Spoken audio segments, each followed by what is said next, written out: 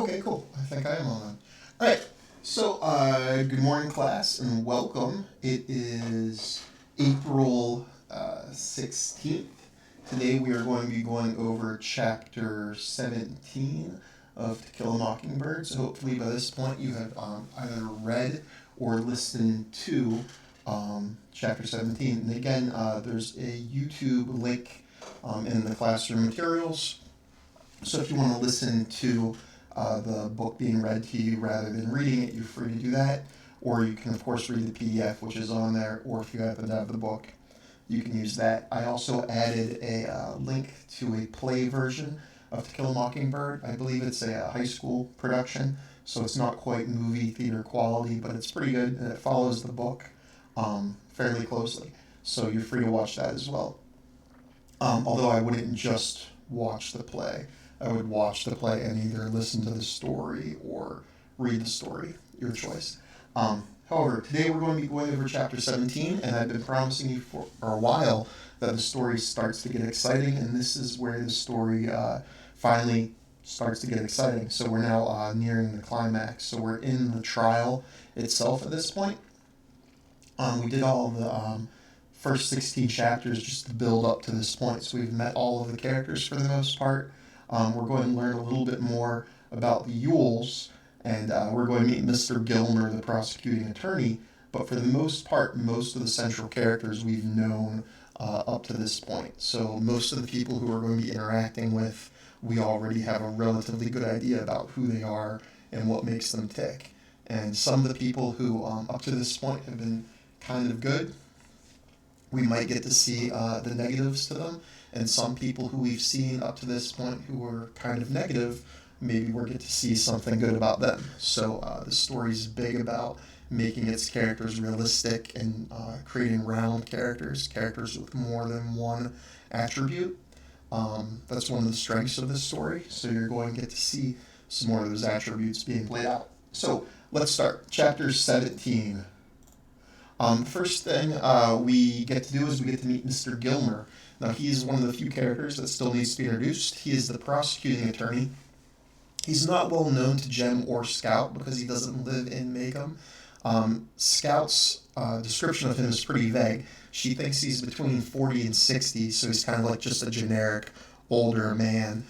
He has an unusual thing with his eyes where one of his eyes kind of drifts to the side, so both eyes don't look at what he is looking at. So it can create the illusion that he's looking at two things or two people at the same time. Scout mentions that he uses this to his advantage during a trial because it can appear as though he's looking at the jury very intently when in fact he's looking somewhere else. And when someone's being questioned, they think he's looking at them very intently when in fact he's looking somewhere else entirely with his other eye, his good eye.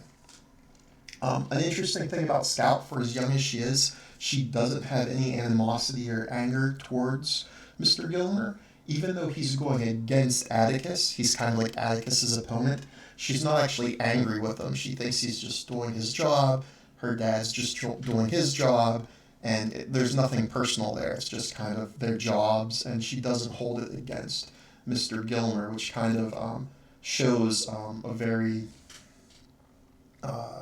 old point of view almost. Like an older person would typically have a point of view that way, which is pretty good. It shows some maturity on her part. The first witness called up, and there's only 4 witnesses in the entire case. The first witness is Heck Tate. Heck Tate is the sheriff, and we have met him a few times already. Heck's an interesting character. Scout, even though she sees him regularly interacting with her father in friendly manners, she's still afraid of him. So we met Heck in the chapter that dealt with the rabid dog. He wanted Atticus to shoot the dog because he knew that Atticus was a better shot than he was, and there was some fear that if he missed, he could cause a stray bullet to go and hurt somebody, specifically the Radleys, because the dog was by their place. So Heck isn't so proud of his position that he won't step back and let someone handle something that he thinks needs done.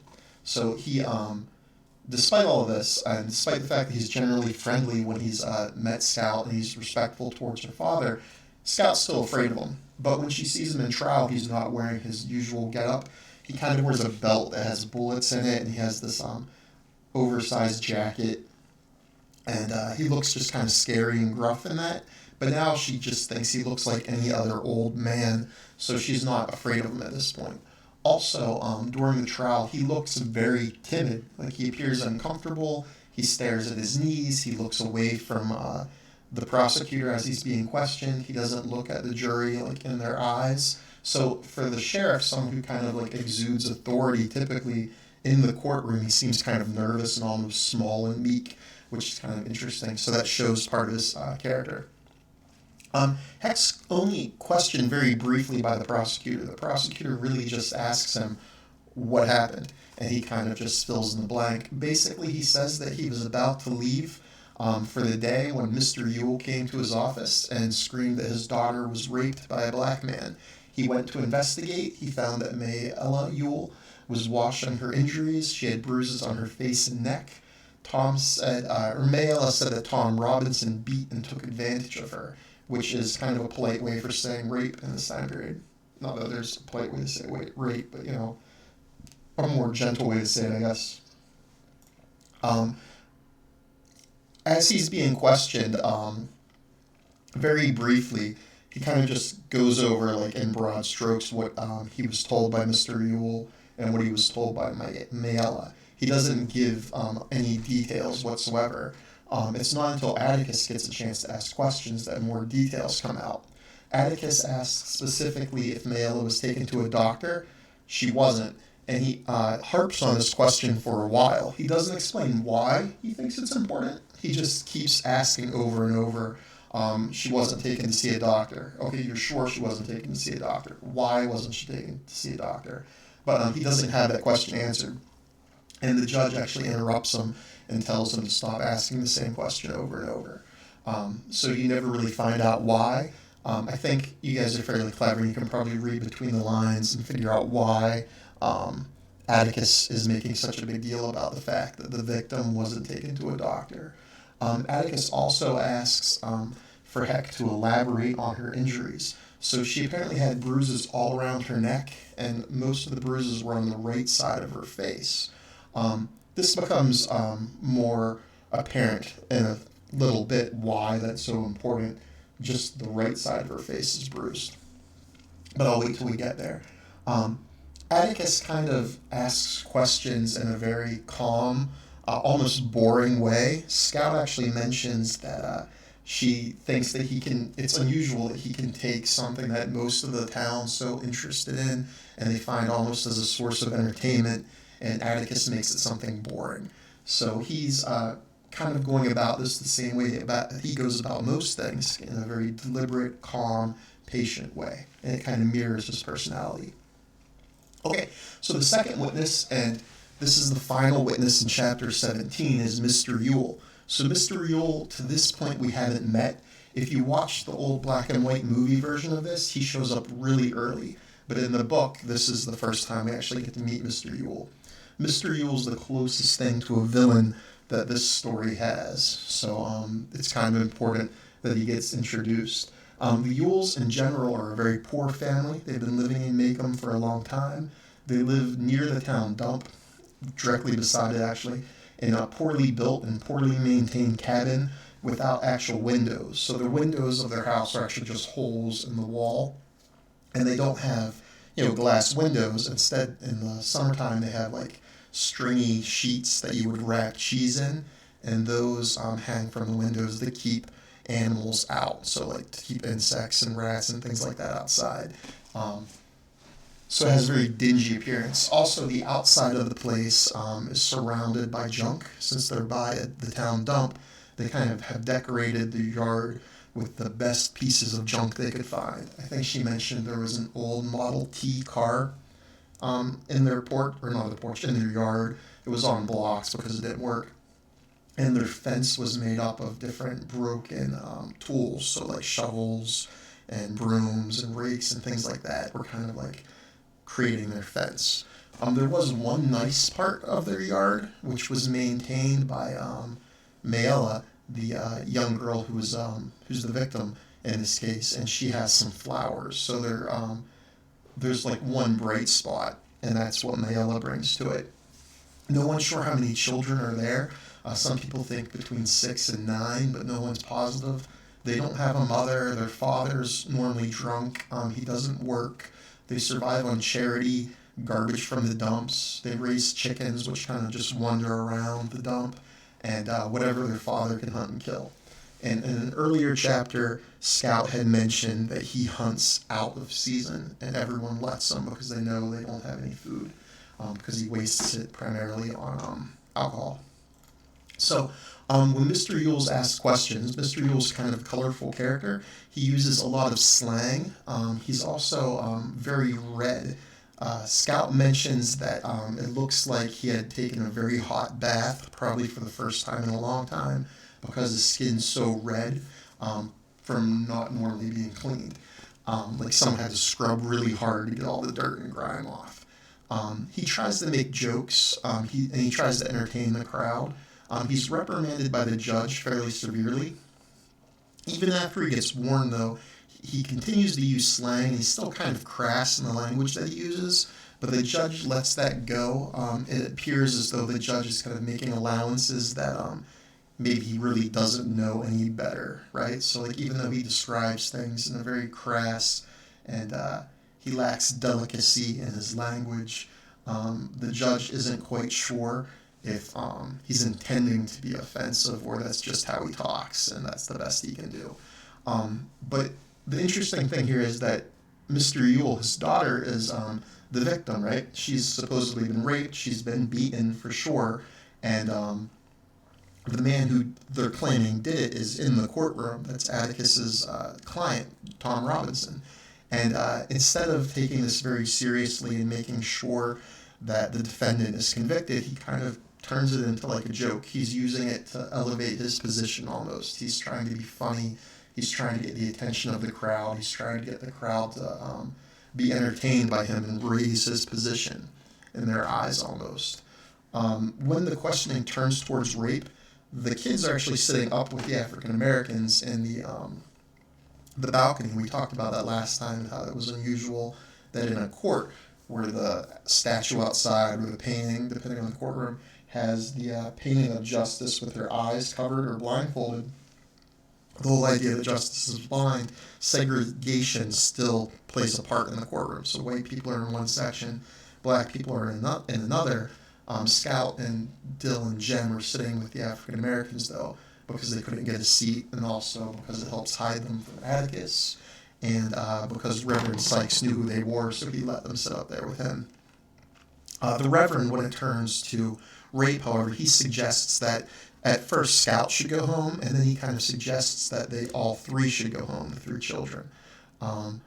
Jem refuses, and this kind of shows something about the whole mindset at the time period, the idea that an African American could only make a suggestion to a white person. He couldn't order that to happen.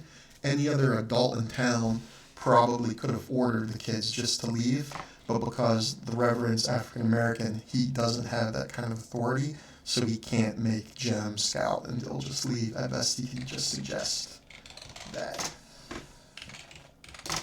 Okay, so when they refused to go home, and remember in an earlier chapter, Atticus had made a statement to Jem that Scout only had to listen to Jem if he could make her.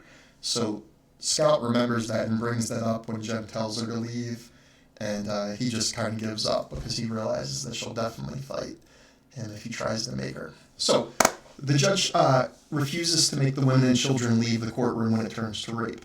This is really important, and it's one of the questions on your quiz. Like, why do you think the judge doesn't make the children and the women leave?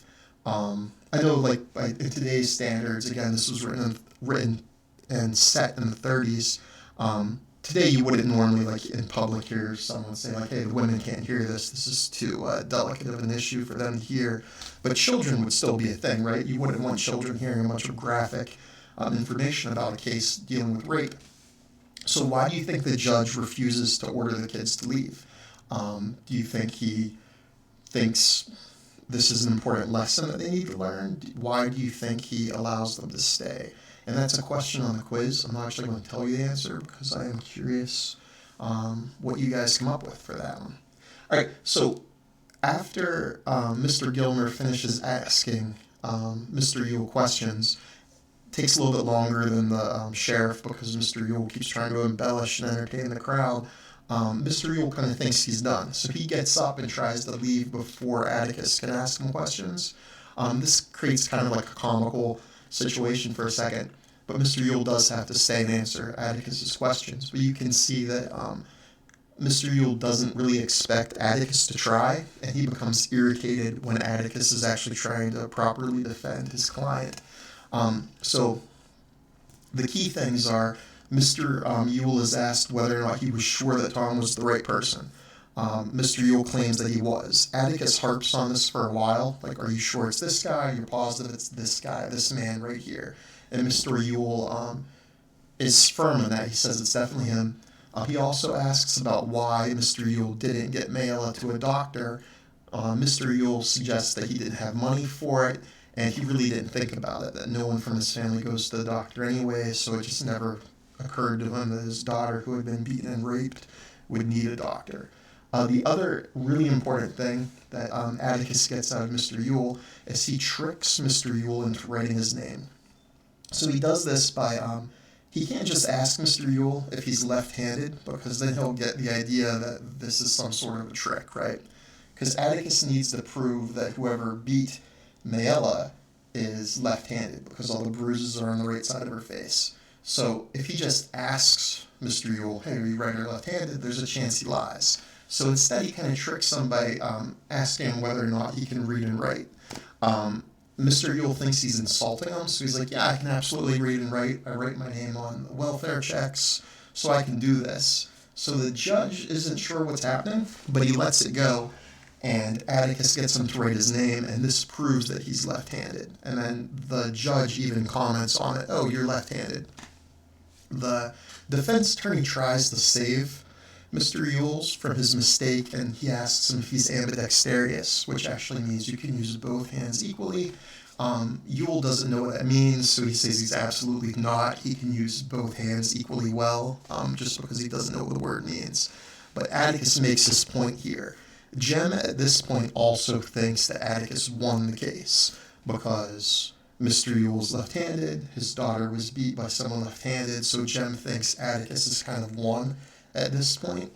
Scout, though, doesn't think that's the case. Scout thinks that Jem's counting his chickens, which is kind of like an old country term.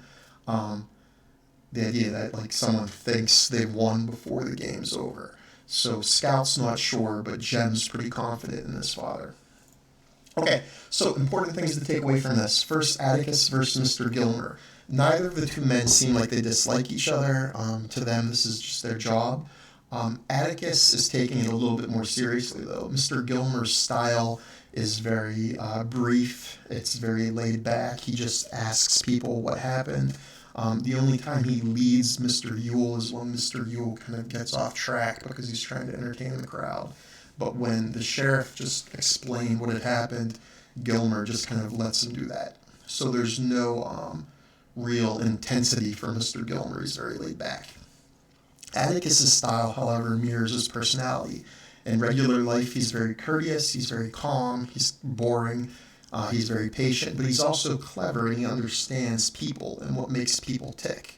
And you get this whenever he kind of tricks Mr. Ewell into writing with his left hand, because Mr. Ewell thinks he's insulting him.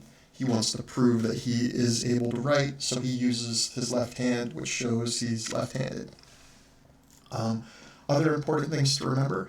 In the court, the judge gets mad when people are using slang and talking in a derogatory manner, but he doesn't care when people use the N-word. So Mr. Ewell uses the N-word multiple times and is never redirected or told to stop doing that. He is told to stop using more slang and derogatory words aimed at his own daughter, but he's allowed to keep using the N-word, which is reflective of the time period. Another important thing here is the Reverend tries to shield the children from the worst aspects of the trial by suggesting initially that Scout leave and then that Jem and all the children leave. He's unable to make more than a suggestion, though, because being African American, he can't order a white person to do something. He can only make a suggestion. Another important thing here is that Mr. Ewell is trying to advance his position in the social ladder. He makes mention about a few times during the trial how the African Americans are lowering his property value. And remember, he lives in the dump in an old abandoned cabin that doesn't even have windows, just has holes in the wall, which are decorated by like cheesecloth, and their whole outside looks like an insane child's playground where there are broken toys and broken cars and broken tools just lying all over the place. So it's kind of comical. He suggests that the African Americans are lowering his property value, and Scout kind of helps make this point when she mentions that when they visited Calpurnia's place, everything was very neat, and there were all these like nice smells at Christmas when they were dropping off their Christmas tree, like all the different meats that were being cooked by the African Americans, and then that contrast with Mr. Ewell's cabin where it doesn't look like he's even trying. And we know he doesn't have a job, and we know he wastes his money on alcohol. His children are very skinny and not well fed. And we know they don't go to school either, so he doesn't maintain them that way either. So last important thing we'll mention here is the story is a coming-of-age story, so the worldviews of Jem, Scout, and Dill are being challenged. That's going to become a lot more apparent in the next two chapters, especially with Dill. Jem, up to this point, really admires his father. That came out in the chapter that dealt with the pants. Remember, he didn't want Atticus to have to beat him for lying to him. So it wasn't so much getting hurt from a spanking he was worried about. It was the fact that he would lose that respect of his father. So Atticus is a very important figure to Jem, and Jem respects and admires him and thinks a lot of him. So the fact that Atticus is trying to defend Tom, Jem is kind of relating to that and kind of looks at this as Atticus needs to win, almost like to prove he is this like amazing father and lawyer. So it's more personal to Jem, where Scout thinks it's just his job. Atticus could win or lose this case. Scout wouldn't really care. Jem would care, right? And Dill, at the moment, is just there, kind of like a silent witness, but he's going to become important again in a chapter or two. Okay, so we still have 7 minutes. Last class, I ran over, and I didn't get to go over an assignment which I had made for you in Google Classrooms. So today, I want to take a few minutes and go over that with you. So if you go to Google Classrooms, you see that there's the Chapter 16 summary, and that was what we went over on the 13th. There's also a quiz, and then I also posted on the 14th this coexistence of good and evil. So this is what we had intended to go over on the 13th with you, or I'm sorry, the 14th with you, but I just ran out of time. So I'm going to open that up. I think it was already opened up. Oh, so this is a theme of the story. So one of the big things I'm trying to go over with you guys is theme development. This story is written in such a way that the themes tend to be introduced early on and then developed throughout multiple chapters. So this is a theme that's been being developed for a while, but it's really just now becoming apparent, right?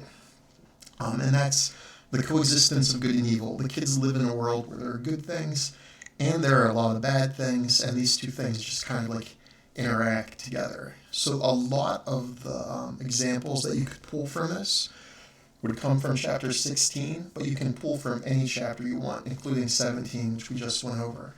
So the idea here is what you would do. There are these little sticky notes to the side here, and there are some empty ones I put on for you already.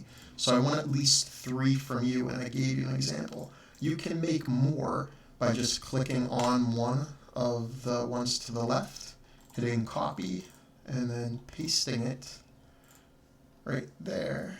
Oops, it goes over there. And then you can just drag it however you want, right? So this would be kind of like those activities we do in class where I put the giant paper on the walls and then I have you guys walk around and write comments. This was my best way of doing something like that on the computer. So the example I gave for what's the example of the coexistence of good and evil. Atticus tries to stop the mob from killing Tom, but he doesn't hold a grudge against the mob members. So remember how Mr. Cunningham earlier was paying Atticus with food products because he couldn't afford his lawyer fees. Atticus mentioned that he considers Mr. Cunningham a friend, right? So he likes and respects him. He speaks highly of the Cunninghams in general. He mentioned that they're well respected, they're hardworking, they just don't have any money. So he looks at them in a very position of respect, right? So even though a lot of people would say they're poor, so that lowers them in their standing, especially someone like Aunt Alexandria, Atticus looks at them on an individual basis. He judges them as being honest, hardworking, so he likes them. So even though Mr. Cunningham tried to threaten him and may well have hurt him, Atticus doesn't hold that personally against him. So it just kind of shows that a person can be both good and bad at the same time, or a good person can do bad things, and it's not all clear cut. There's some gray in there. This surprises Scout, but Atticus has already accepted it. So what I want you guys to do are pick a few more examples of events that you saw in the story that demonstrate good things and bad things coexisting. You could use something like Boo Radley. I'm not going to tell you how to use it because I don't want to give you all the answers, but if you wanted to use Boo as a topic, that would make sense. If you wanted to use Atticus and Alexandria's relationship, there are some things that Aunt Alexandria voices that would not be accepted today, right? And there are things that Atticus, the way that Atticus responds to his sister kind of demonstrates the willingness to coexist with the good and the bad together. So there should be a lot of options for you to pick from, and you have to do 3. I put 4 up there, but you really only have to do 3. So come up with 3 on your own. Once you type them in there, you can just exit out of here and it will save. I made a copy for each of you, so you're not going to be sharing the same board as other students, so you can type your own 4 and other people type their own 4. The last thing for today, there is a quiz for Chapter 17. I just made it a few minutes ago, or finalized it a few minutes ago. I went over most of these answers as we talked through the summary. The only one that I don't think I went over was this one right here. So in an earlier chapter, Atticus pretended not to know Scout was listening to him when he talked to Uncle Jack. So this would be way back after Uncle Jack had spanked Scout for beating up cousin. I can't think of the cousin's name offhand. Remember, she beat the cousin because the cousin was using the N-word and insulting Atticus. So after that all had happened and Uncle Jack and Scout had made up, Scout followed him downstairs, and Atticus was talking about how this case was going to be a big deal, and he was afraid that the kids would be exposed to things that he didn't want them to be exposed to, specifically the hatred and the racism of the people in the town, right? He wanted her to hear that, so he pretended like he didn't know she was there, so he could have this conversation to Uncle Jack, but knowing that she was listening to this, right? And Scout mentions at the end of that chapter that years later she realizes that he wanted her to hear all those words and why that he wanted her to hear those things. So do you think it's possible that in this chapter something similar is happening? Atticus is pretty wise. He knows everyone wants to come to this trial. It's a source of entertainment. He knows his children are very inquisitive. They had harassed Boo Radley because they just wanted to know about that the mystery, right? Details about him, so he could make a reasonable, educated guess that they would want to come to the trial. He didn't order Calpurnia to watch them and prevent them from coming. He didn't order Aunt Alexandria to make sure they didn't go. They were kind of just free on their own, so any, reasonable person would make that assumption that they were probably going to try to sneak into the trial, right? So, do you think that he wants them to go to the trial? And if so, why would he want them to be at this trial? Why would he want them to be at a rape trial? Why would he want them to be exposed to all of this hate and anger directed at Tom? And that's kind of up to you. I'll take a whole bunch of different answers for it. Just give me something that makes sense. All right, and our time is up. Make sure that you get that quiz done at your convenience. And I realize some of you guys read and get through the story at your own pace. So again, there's no set date that these are due. There's a spot where I can assign due dates. I didn't do that because I just want you to go at your own pace. So don't worry if you're only on like chapter 13 or chapter 12 still. Just continue them at your own pace, and that's fine. If you have any questions about an earlier chapter, feel free to give me a comment in Google Classrooms, or if you want to get a hold of me in Google Hangouts or during the YouTube live streaming, any of those are fine.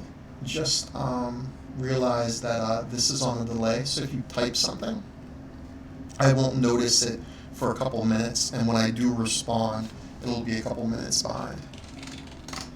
So, alright, that's about that. Let me know if you have any questions. Have a good day.